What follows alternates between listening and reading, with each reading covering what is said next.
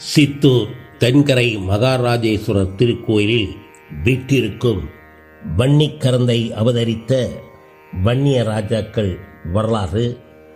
சங்கர நாராயணரின் கோவில் அமைந்த சங்கரங்கோவில் தலம் அருகே வனப்புடனே வளங்களெல்லாம் வாய்த்ததான ஊரதுவாம் வன்மை கொண்டதான வன்னிகரந்தை தலமதிலே இறையருள் பெற்றவளாம் இல்லத்தின் அரசியவள், செல்வங்கள் மிகுந்திருக்கும் செல்வவள பெண்ணவளாம். அம்மையடியால் மறத்தியவள் அரசியை போல் வாழ்ந்திருந்தாள். குழந்தைகளா குறையோடு குதூகலம்தான் தொலைந்திருந்தாள். வாழையடி வாழையென வம்சங்கள் தலைத்திடவே மடியேந்தும் பிள்ளையின்றி மலடி என்ற பட்டத்தோடு வனிதையராம் மறத்தியவள் வாட்டமுடன் வாழ்ந்திருந்தாள். மாலையிட்டு மணமுடித்து மணவாளன் கரம் பிடித்து வருடங்கள் ஒவ்வொன்றாய் வந்துதான் சென்ற பின்பும் மழலைக்கு குரல் கேட்காமல் மறத்தியவள் ஏங்கி நின்றாள். வன்னிக்கரந்தை ஊர்தனிலே வழக்கமான ஒரு பொழுதில் ஊர் விட்டு ஊர் வந்து உடுக்கை தட்டி குறி சொல்லும் மனப்புடைய குறிகாரர் வன்னிக்கரந்தை ஊரதிலே வருங்காலம் தான் உரைத்து வருகின்ற வேளையிலே ஆவலுடனே அழைத்துவிட்ட அம்மையடியால் மறத்தியருக்கும் உடுக்கை தட்டி குறிப்பார்த்து உற்றமொழி கூறுகின்றார். அளவற்றதான செல்வங்களின் அதிபதியாய் இருப்பவளே, அனைத்தான செல்வங்களும் அமைந்திட பெற்றாலும் பிள்ளையாம் கனியமது பேராகவே வாய்க்கவில்லை. சங்கடங்கள் தீர்த்தருளும் சங்கரனார் ஆலயத்தில் கோலவிழி நாகியாம் கோமதி அம்மன் சன்னதியில் அன்னையரை அடிபணிந்து அரியதவம் நீ இருந்தாள். பிள்ளையாம் கனியமுதம் பிறந்திடுமே நிச்சயமாய் என்றுரைத்த குறிக்காரர் ஏங்கி நின்ற மறத்தியரின் வாட்டத்தை போக்கியே வழிப்பயணம் தொடர்ந்திட்டார். குறிகாரரின் மொழி கேட்டு குதூகலித்த மறத்தியவள் கோமதி அம்மன் சன்னதியில் குழந்தை வேண்டி நோன்பிருந்தாள். அன்னையரின் சன்னதியில் அம்மையடியால் மறத்தியரும் உண்ணாமல் உறங்காமல் உக்கிரமாய் நோன்பிருந்தாள்.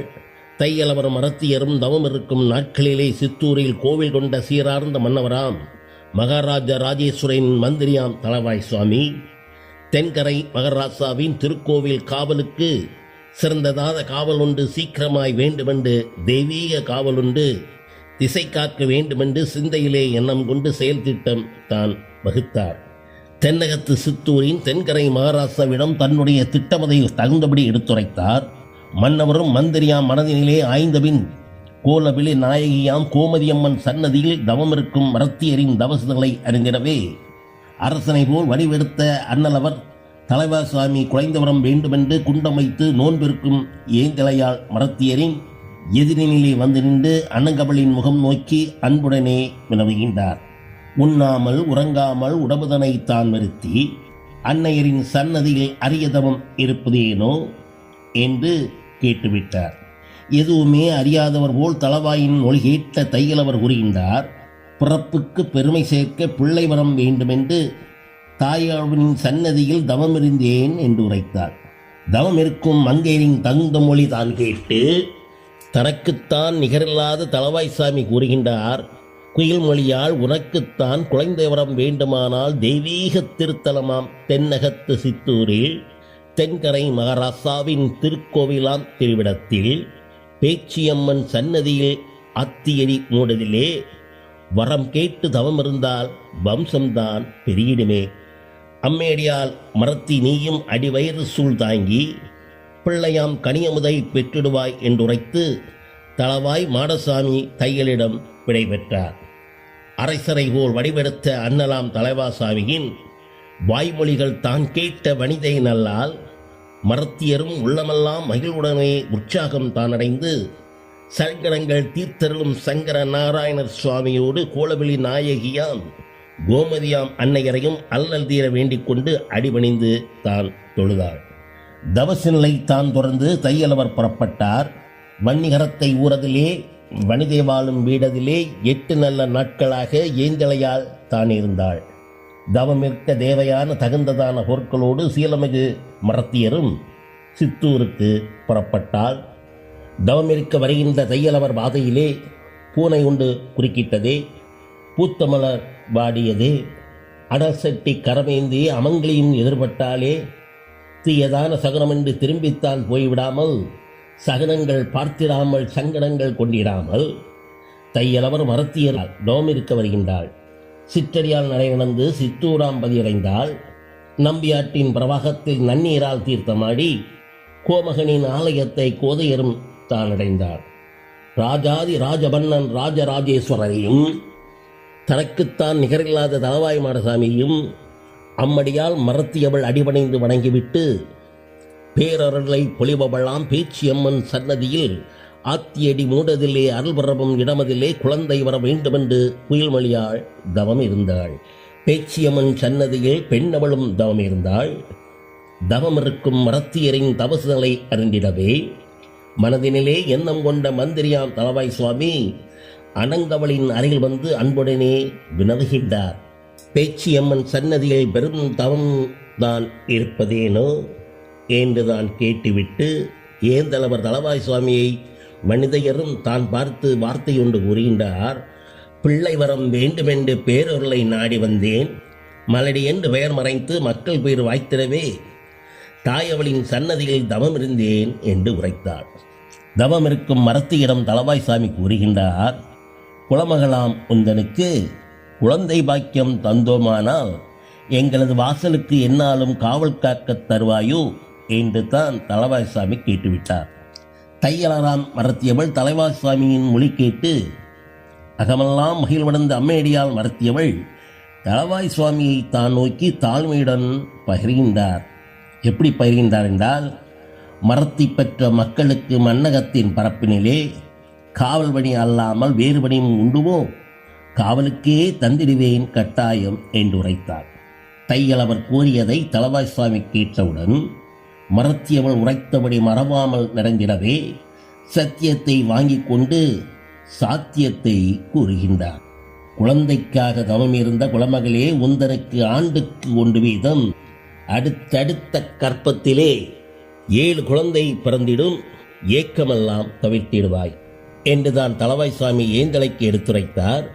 தளவாயின் மொழி கேட்ட தையலவர் தான் மகிழ்ந்து தவசுதலை தொடர்ந்த பின் தாயவளாம் பேச்சியம்மனோடு தென்கரை மகாராசவையும் தளவாய் மாடசாமியையும் அடிபணிந்து வணங்கி நின்ற அம்மையடியால் மரத்தியவள் வனப்புடைய ஊரதுபாம் வன்னிக்கரந்தை பதிதனிலே கணவரது இல்லம் தேடி கால்நடையாய் நடந்து வந்தார்.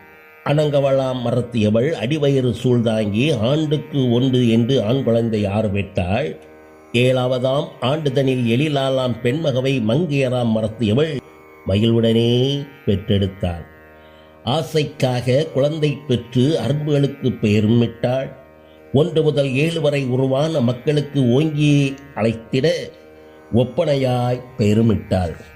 எவ்வாறு பெயரிட்டாள் என்று பார்த்தமையானால், சின்ன தம்பி வன்னியன், சிதம்பர வன்னியன், ஆண்டு கொண்ட வன்னியன், அழகு விளங்கடி வன்னியன், தென்கரை வன்னியன், வடகரை வன்னியன் இவ்வாறாய் பெயர் சூட்டி இன்பம் கொண்ட மரத்தியவள் 7ஆவதாய் பிறந்திட்ட எழிலாலாம் பெண்மகளுக்கு வன்னிச்சி என்பதான வரப்பானாத பெயரும் இட்டார்.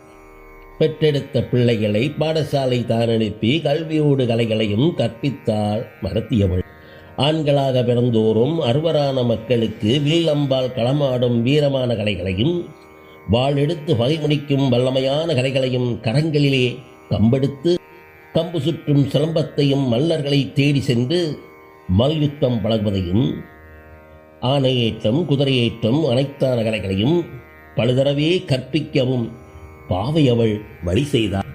ஆயக்கலைகள் அனைத்தையும் அறுவருமே அறிந்ததும் யுத்த கலைகளும் கற்றறிந்து இளவட பர்வம் தானடைந்து அடலேறுகள் போன்றதான ஆற்றலுடனே திகழ்ந்தன. அவ்வாறான நாட்களிலே அறுவரிலே மூத்தவனாம் சிரம் கொண்ட வேங்கை போன்ற சின்னத்தம்பி வன்னியனுக்கு மாலையிட்டு மணமுடிக்கும் மணவிழாவை நிகழ்த்திடவே மக்களோடு கலந்து பேசிய மரத்தியவள் முடிவு செய்தார். 7000 பண்ணை என்று 700 வசித்திருக்கும் உடன் பிறந்த மூத்தவராம் உடையத்தேவராம் அந்நிடம் மனம் பேசி முடிவு செய்ய மரத்தியவள் சென்று விட்டாள். தன்னுடைய தலைமகனுக்கு தமையனது பெண்மகளை மணமுடிக்க வேண்டுமென்று மரத்தியவள் கேட்கின்றாள். தங்கையவள் வேண்டுதலை தமையனவர் கேட்டவுடன் தங்கையாம் மரத்தியிடம் தக்க பதில் கூறுகின்றார்.